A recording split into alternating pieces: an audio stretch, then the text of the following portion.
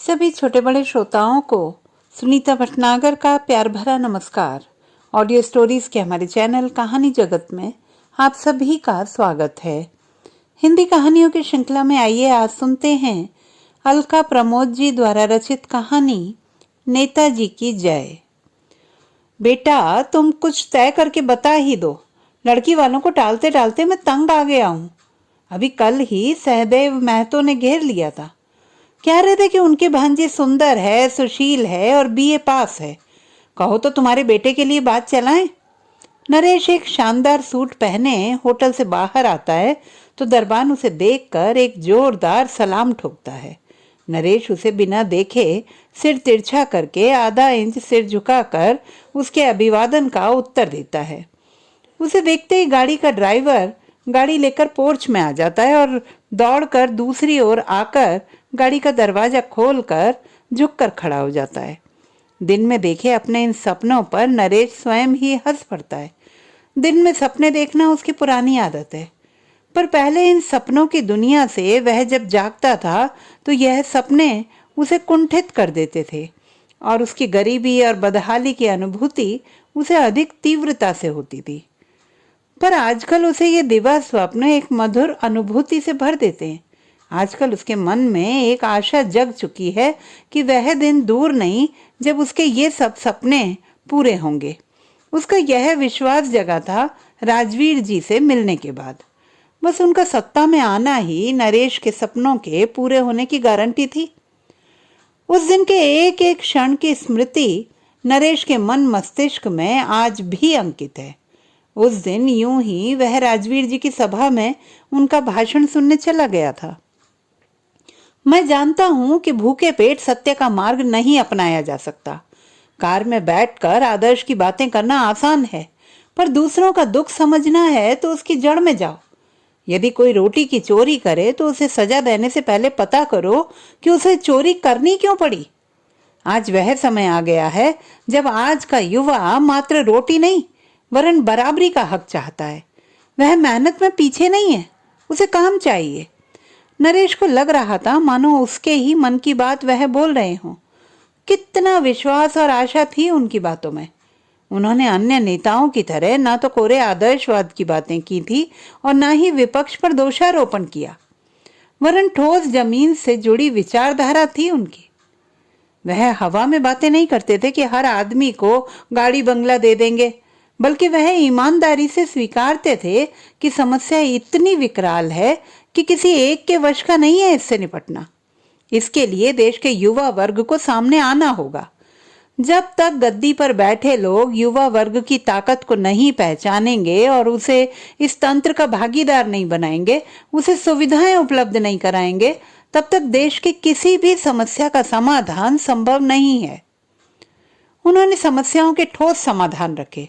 बस उनके सत्ता में आने की देर है, फिर तो हर युवा को उनका साथ देने के लिए आगे आना ही होगा।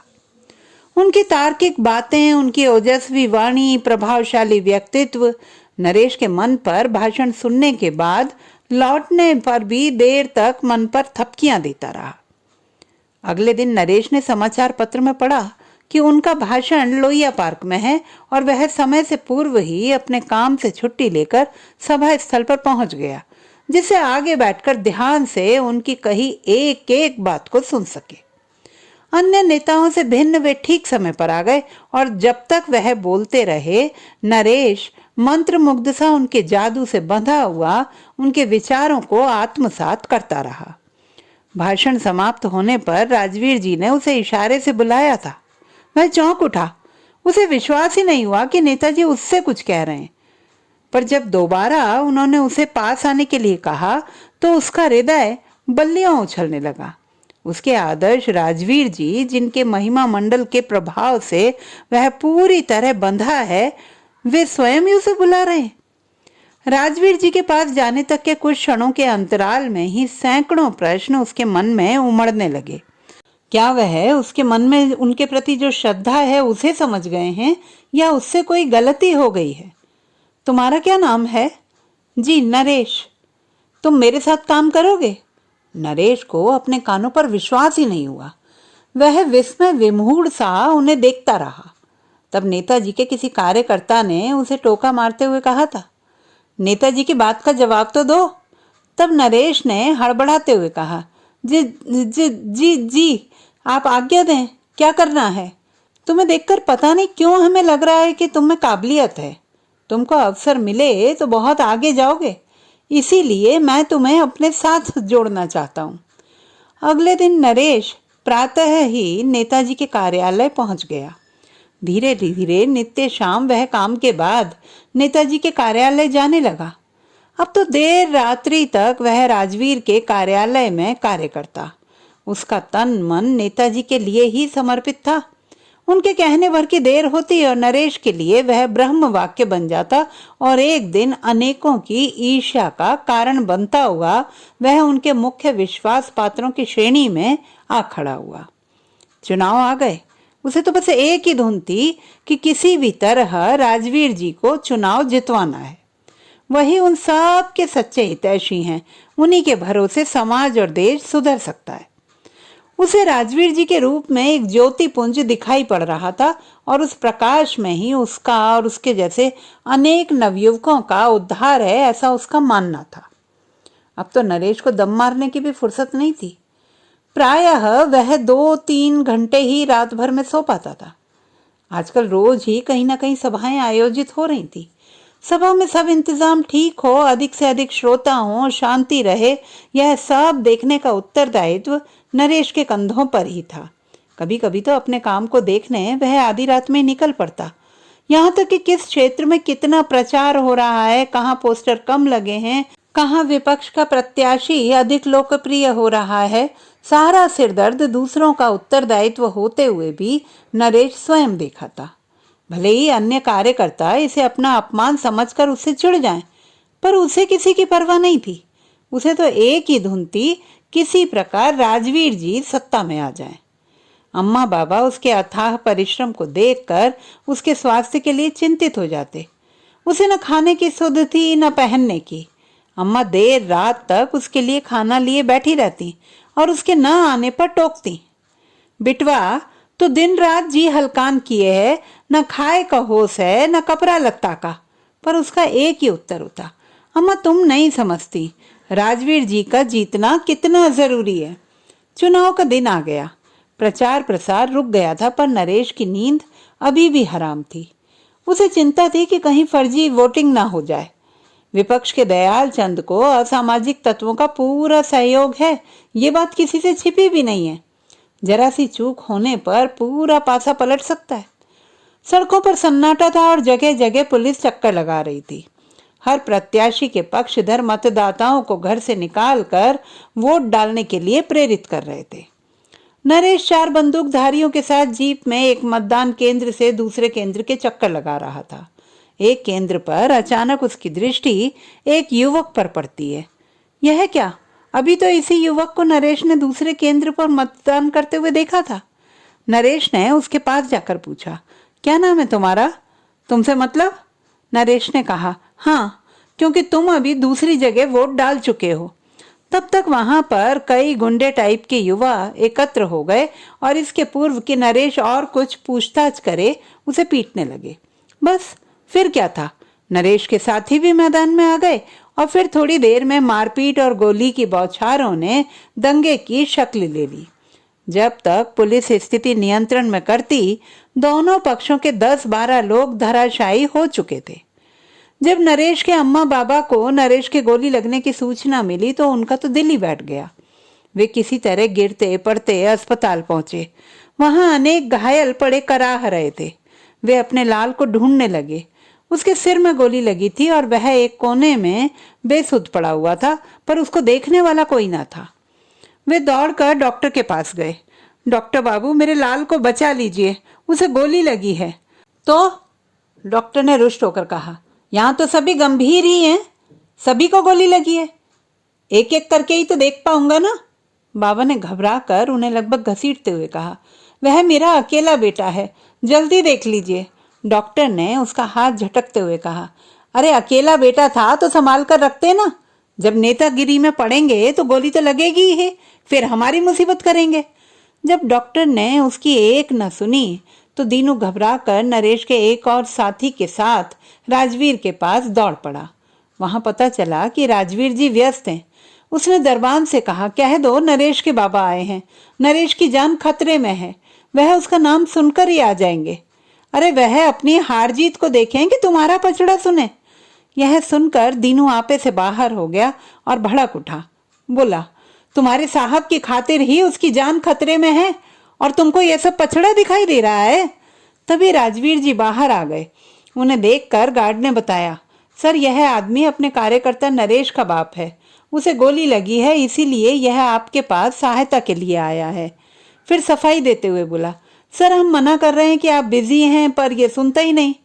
दीनू राजवीर जी को सामने पाकर उसके पांव पर गिर पड़ा। हुजूर नरेश की हालत बहुत खराब है, कोई डॉक्टर ध्यान नहीं दे रहा है, आप जरा चलकर कह दें तो डॉक्टर उसको देख लेंगे, वह बच जाएगा। क्या कह रहे हो, अपने नरेश को गोली लगी है? हमें तो किसी ने बताया ही नहीं।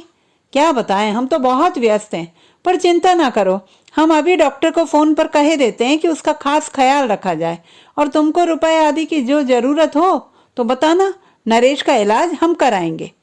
राजवीर जी का आश्वासन पाकर दीनू को लगा कि मानो नरेश ठीक हो गया। उसने हिकारत से गार्ड को देखा, मानो कह रहा हो कि देखा मालिक हमारे नरेश को कितना माने हैं, और तुम उसी नरेश के बाप को टरका रहे थे। पर नरेश के ठीक होने के आश्वासन से संतुष्ट दीनू ने मन ही मन गार्ड की इस धृष्टता के लिए उसे माफ भी कर दिया। दीनू दौड़ता दौड़ता अस्पताल आया। वहां पता चला कि डॉक्टर ने कहा है कि उसका ऑपरेशन करना पड़ेगा। ऑपरेशन के लिए 20,000 रुपए चाहिए थे। दीनू फिर राजवीर जी की शरण में गया, पर राजवीर जी को समय न मिलना था और न मिला। दीनू ने उसके पीए से कहलवाया कि नेताजी ने रुपए देने का आश्वासन दिया था, पर वह बोला कल आना। उस तरह के न जाने कितने कल निकल गए। चुनाव का परिणाम आ चुका था। राजवीर जी भारी मतों से विजयी हो गए थे। अब तो उनके पास बिल्कुल ही समय न था। नरेश की हालत गिरती जा रही थी। जब दीनू को पता चला कि राजवीर जी चुनाव जीत गए हैं तो उसको आशा बंधी, चलो अब तो राजवीर जी की चिंता दूर हुई, अब वह जरूर अपने खास नरेश के बारे में सुध लेंगे, आखिर उनकी जीत में उसका भी तो योगदान है। नरेश की हालत दिन ब दिन खराब होती जा रही थी, पर ना तो नेताजी को समय मिल रहा था और ना ही उन्होंने रुपए भिजवाए थे। दीनू बार बार नर्स और डॉक्टर की डांट खाकर भी दिन रात उनके हाथ पैर जोड़ता और कहता, आप मेरे बेटे का ऑपरेशन कर दीजिए, अभी नेताजी काम में लगे हैं, पर उन्होंने कहा है कि वह पैसा भिजवा देंगे। एक दिन डॉक्टर ने उसकी चिरौरी से तंग आकर उसे समझाया, देखो पैसा तो ऑपरेशन के पहले ही जमा करना पड़ता है, अब देर ना करो, एक दिन में पैसे का इंतजाम कर लो, वरना मामला हाथ से बाहर हो जाएगा। दीनू फिर राजवीर जी के घर की ओर चल पड़ा। उसकी सांस फूल रही थी, पर शायद बेटे को जीवित रखने की जीजीविषा ही उसे चला रही थी। राजवीर जी के घर पर जीत का जश्न मनाया जा रहा था। राजवीर जी की जयकार से आकाश गूंज रहा था। दीनू भीड़ को चीर कर नेताजी से मिलने को आगे बढ़ा, पर विजय के मद में उन्मत्त भीड़ में उस दुर्बल दीनू के लिए जगह कहाँ थी। वह जितना आगे जाने का प्रयास करता, भीड़ उसे उतना ही पीछे धकेल देती। वह बड़बड़ा रहा था, भैया हमें नेताजी से मिलने दो, हमरे बिटवा की जान खतरे में है, हमार मिलना बहुत जरूरी है। तभी शोर उठा, नेताजी आ गए, नेताजी आ गए। राजवीर जी आ गए थे। उन्हें हार पहनाने की होड़ में धक्कम धुक्का होने लगी। उसी में आगे जाने की कोशिश में दीनू गिर पड़ा और फिर न जाने कितने पांव उसे कुचल कर आगे बढ़ गए। दीनू मूर्छित हो गया था। राजवीर जी भाषण दे रहे थे, देश के युवा ही देश की ताकत हैं, देश का भविष्य है, देश की आशा है, उनके सहारे ही हम अपना लक्ष्य पूरा कर पाएंगे। हम चाहते हैं कि युवा जन आप आगे आएं। जनता की तालियों से सारा आसमान गूंज रहा था। चारों ओर एक ही आवाज थी, नेताजी की जय, नेताजी की जय, जिसकी आवाज में कोई नहीं सुन पाया कि किसी ने आकर कहा था, नरेश नहीं रहा। तो दोस्तों ये थी हमारी आज की कहानी। आपको कैसी लगी कमेंट बॉक्स में लिखना ना भूलें। चैनल को सब्सक्राइब करें, लाइक करें और मित्रों के साथ शेयर करें।